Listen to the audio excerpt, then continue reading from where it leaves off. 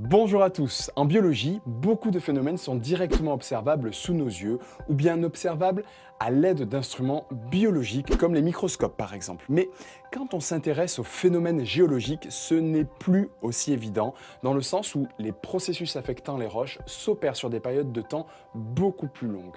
Je parle pour avoir un ordre d'idée de l'ordre du million d'années. Alors, comment le géologue s'y prend-il pour reconstituer l'histoire géologique d'une région en particulier ou plus globalement l'histoire de notre planète? C'est ce que je vous propose de voir ensemble dans cette vidéo.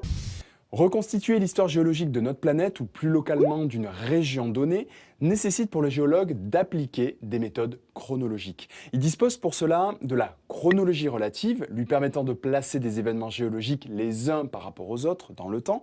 C'est donc bien ici quelque chose de relatif. Et notre géologue dispose également de la datation absolue qui lui permettra de déterminer un âge chiffré. Commençons ensemble par la chronologie relative. Pour pouvoir dater des événements géologiques les uns par rapport aux autres et donc de pouvoir les replacer dans le bon ordre chronologique, il est nécessaire d'observer différentes choses sur le terrain et d'appliquer un certain nombre de principes de base que je vais vous récapituler maintenant. Vous avez tout d'abord le principe de superposition. Alors en quoi consiste-t-il ? Voici un affleurement sur lequel on peut observer une superposition de strates sédimentaires issues d'une accumulation de sédiments dans le temps. Les couches se déposent horizontalement et les strates les plus basses que vous voyez ici correspondent aux plus anciennes, autrement dit aux strates les plus âgées. Et celles présentes au-dessus sont de plus en plus jeunes. Attention, ne vous faites pas piéger, les déformations tectoniques peuvent inverser l'ordre des couches. Donc, gardez cela en tête et vérifiez-le pour ne pas vous tromper dans votre grille de lecture. Passons au deuxième principe. Il s'agit du principe de recoupement. Voici sur cet affleurement la présence d'une grande faille qui recoupe la structure dans son ensemble. Ici, la mise en place de cette faille ne peut avoir eu lieu qu'après la mise en place des strates dans laquelle on observe cette faille. Vous êtes d'accord avec moi, hein? On ne peut affecter une structure que si elle a été mise en place avant. Prenez cet autre exemple. Vous avez un socle de couleur claire au niveau de cet affleurement, qui est recoupé par un filon très sombre au centre de la photo. Il s'agit de basalte, qui recoupe ici toute notre structure claire. Il s'agit une nouvelle fois d'un recoupement. Le filon de basalte s'est mis en place après la formation du socle, ici de couleur claire. Donc, à garder en tête, toute formation géologique, que ce soit une faille, une roche ou même un événement d'érosion qui en recoupe un autre, est considérée comme plus récente. Troisième principe, c'est le principe d'inclusion. Prenez cet échantillon assez commun. Il s'agit d'un basalte issu d'une coulée volcanique. Eh bien, si vous le regardez de plus près, on peut observer qu'il contient des inclusions. Vous avez une inclusion d'une roche de couleur verdâtre. Il s'agit d'une péridotite provenant du manteau. Et à côté, vous voyez la présence d'un petit granit. Ici, que ce soit la péridotite ou le granit, ce sont des éléments inclus dans le basalte. Ils sont donc plus vieux que le contenant, notre basalte. C'est le principe d'inclusion. Tout objet, que ce soit une roche ou un minéral inclus dans un autre, est plus ancien que celui-ci. Il existe un autre principe permettant de réaliser une datation relative qui consiste à travailler sur le contenu fossilifère présent dans la couche géologique. Je m'explique. Dans certaines formations sédimentaires, on peut trouver des fossiles. Et lorsqu'on les analyse plus en détail, on peut les utiliser pour dater en géologie. Et oui, je vous rappelle que les êtres vivants évoluent et changent dans le temps. Leur fossilisation permet de caractériser les différentes strates sur le terrain. Par exemple, si le contenu en fossiles est le même entre deux strates, comme vous l'avez sur votre écran au niveau de la couche numéro 3, alors on peut supposer qu'elles sont de même âge. Mais attention, tous les fossiles ne sont pas de bons marqueurs temporels. Seuls les fossiles stratigraphiques peuvent être utilisés dans ce cadre et ils répondent à quelques critères stricts. Les voici. Le premier, c'est que l'espèce doit avoir eu une courte période de vie sur Terre de l'ordre du million d'années, voire moins. Donc à retenir une courte durée de vie à l'échelle des temps géologiques. Ensuite, l'espèce doit avoir une grande extension géographique afin de permettre l'établissement de corrélations entre strates à l'échelle du globe lorsque les principes géométriques ne suffisent plus. Et il existe de nombreuses espèces correspondant à ces critères. Par exemple, les trilobites ayant vécu durant l'ère primaire correspondent bien à la définition. Vous avez également les ammonites représentatives de l'ère secondaire. Mais ce que préfèrent avant tout les géologues, ce sont les microfossiles. En voici quelques exemples en photo ici. Ce sont de tout petits fossiles. Regardez leur taille. Ici, l'échelle est de l'ordre du micromètre. Et les photos ont été prises au microscope électronique à balayage. C'est vraiment très, très beau. Et ce qui est intéressant avec eux, c'est qu'ils peuvent être très abondants et qu'ils ont eu pour la plupart une évolution rapide et continue dans le temps. Et ça, c'est très intéressant car selon leur forme, on peut très facilement savoir dans quelle période géologique on les retrouve. Ils représentent souvent de bien meilleurs indicateurs des périodes géologiques. Voilà, concernant la chronologie relative, vous avez maintenant en main les principes méthodologiques consistant à placer chronologiquement des structures et des événements géologiques les uns par rapport aux autres. J'aimerais maintenant vous présenter un scientifique. Le voici sur votre écran, il s'agit du physicien et chimiste néo-britannique Ernst Rutherford. Il est considéré comme étant le père de la physique nucléaire car il a découvert les rayonnements appelés alpha, bêta, mais surtout, et c'est ce qui nous intéresse ici, c'est qu'il a découvert que la radioactivité s'accompagnait d'une désintégration des éléments chimiques qui lui a valu d'ailleurs le prix Nobel de chimie en 1908. Et ce qui est intéressant à garder en tête ici, c'est qu'il a pu, grâce à la radioactivité, attribuer un âge chiffré à une roche et donc de les dater de manière absolue. Voici le principe.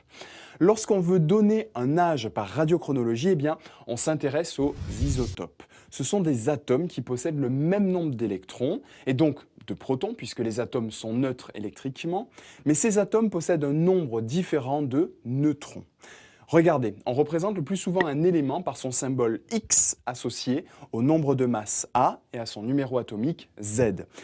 Le nombre de masse A correspond au nombre de protons plus neutrons et les isotopes d'un même élément ont un même nombre d'électrons et protons, donc ici le même Z, mais un nombre de neutrons différent, donc un nombre de masse A différent.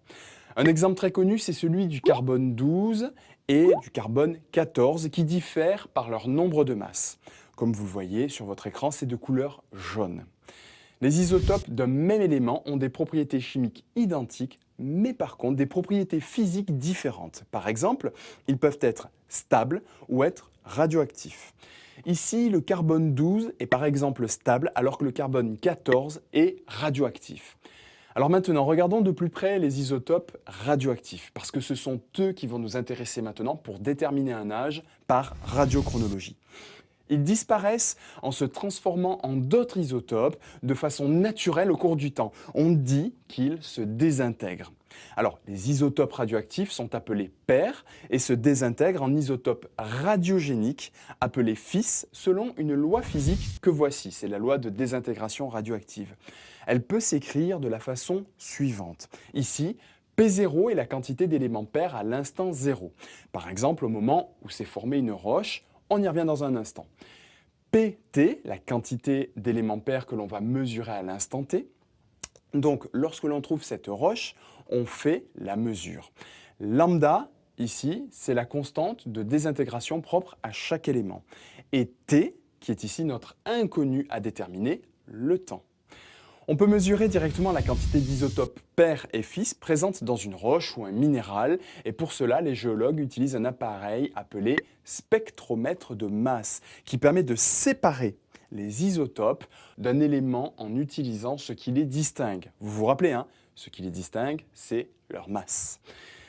Les roches contiennent des minéraux qui sont eux-mêmes constitués de divers éléments chimiques. Les minéraux peuvent être par exemple du quartz, de la biotite, du feldspath, et ces minéraux sont constitués d'éléments chimiques comme le fer, le sodium, le calcium ou encore le rubidium. Et parmi ces éléments chimiques, certains peuvent être radioactifs.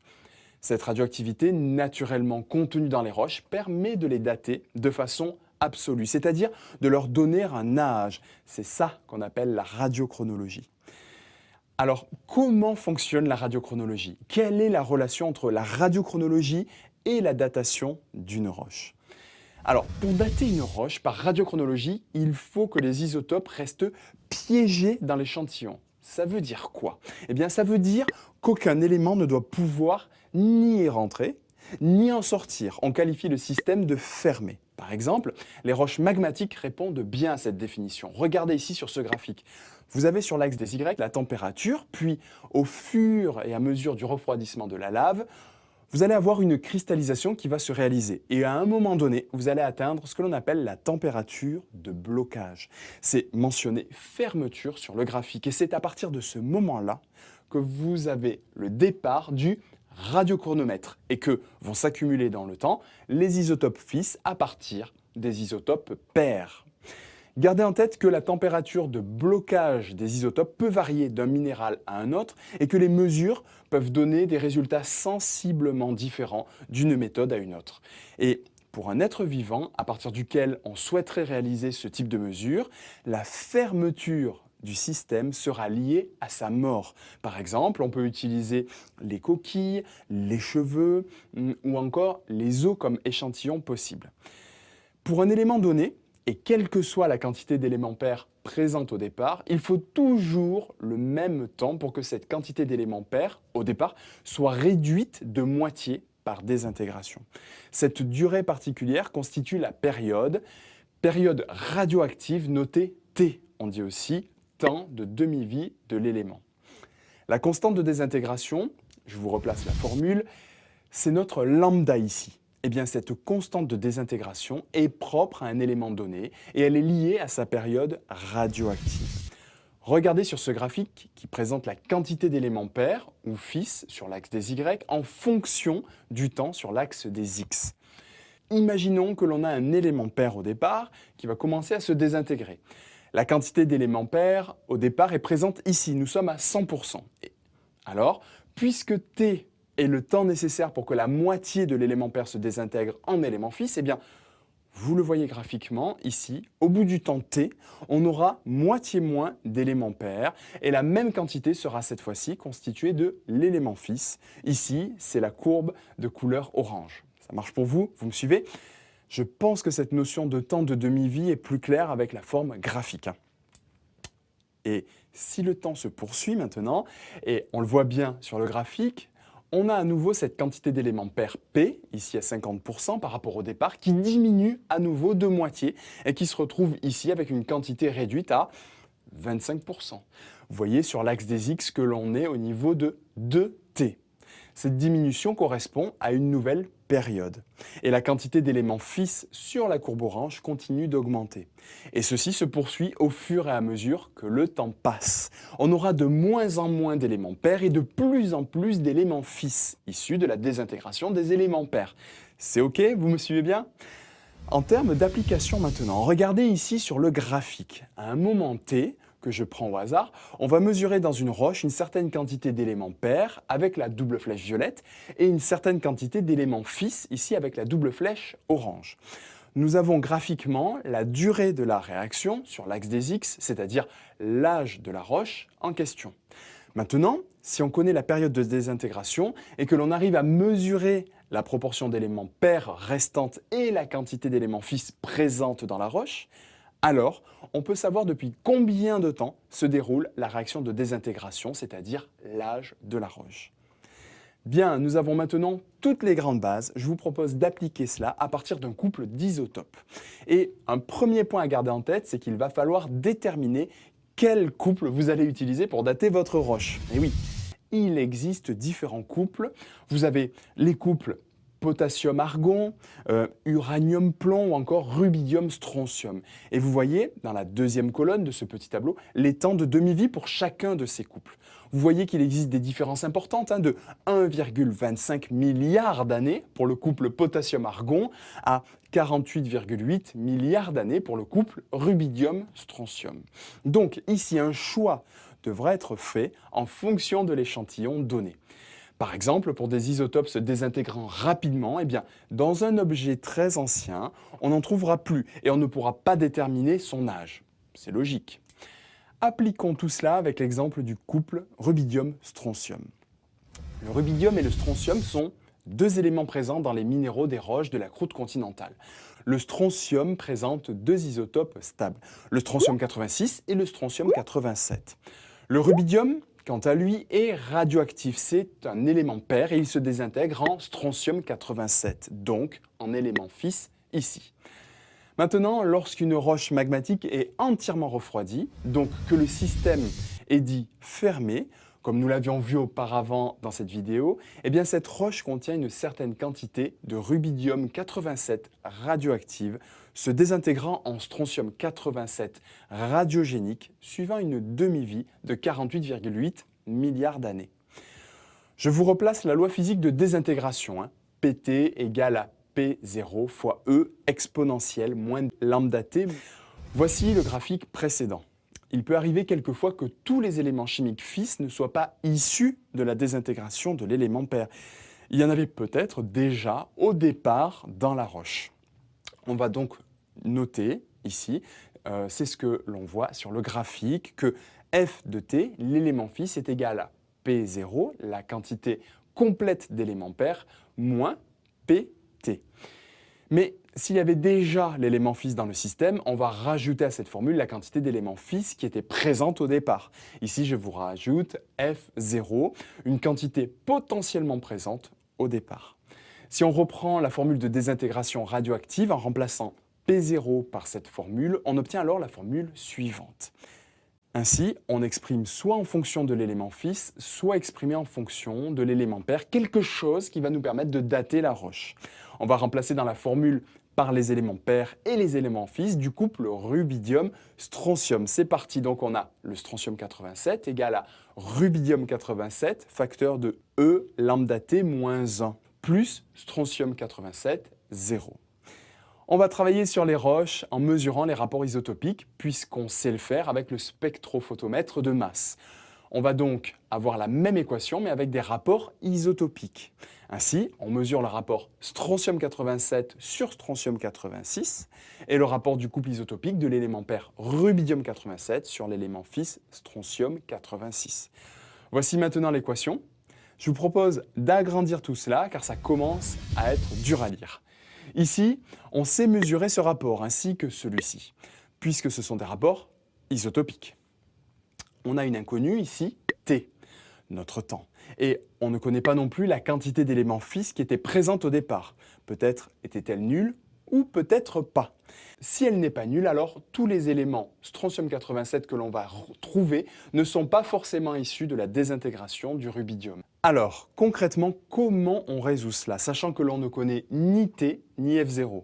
Eh bien, tout simplement en travaillant sur un grand nombre de mesures. Puisque les mesures étant issues d'une même roche, on va considérer que tous les minéraux formés au même moment ont capté pour se former le même rapport strontium 87 sur strontium 86. Et on va donc considérer que notre valeur ici est une constante. Je l'appelle petit b. Je vous transforme l'équation en écrivant le rapport comme une constante. Je place la lettre petit b. Et maintenant, ça vous fait peut-être tilt dans votre tête. L'équation apparaît sous la forme d'une équation à fonction affine. Vous voyez ici, y égale ax plus b. C'est une équation de droite, on l'appelle équation de droite isochrone.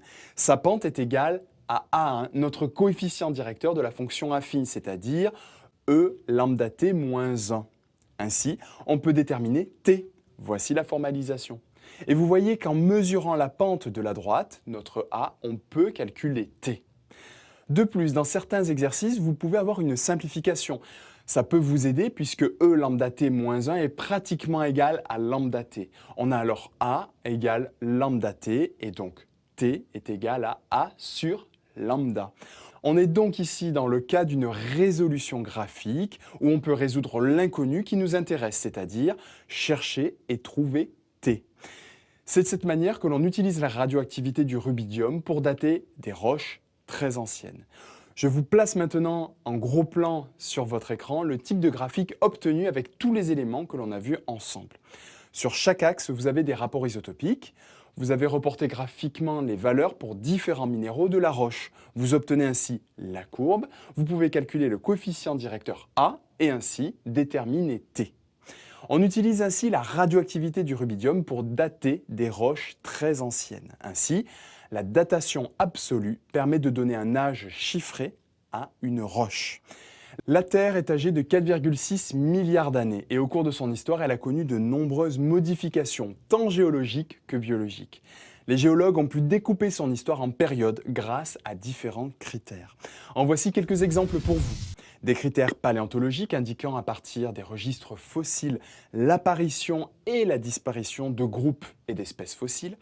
Des critères sédimentaires ou encore radiochronologiques ont permis au final d'établir un document assez précis représentant les limites des temps géologiques. Voici le document, il s'agit de l'échelle stratigraphique. Vous voyez qu'elle se subdivise en ères, systèmes, séries et étages avec des âges pour chaque couleur représentative d'un moment de l'histoire de la Terre.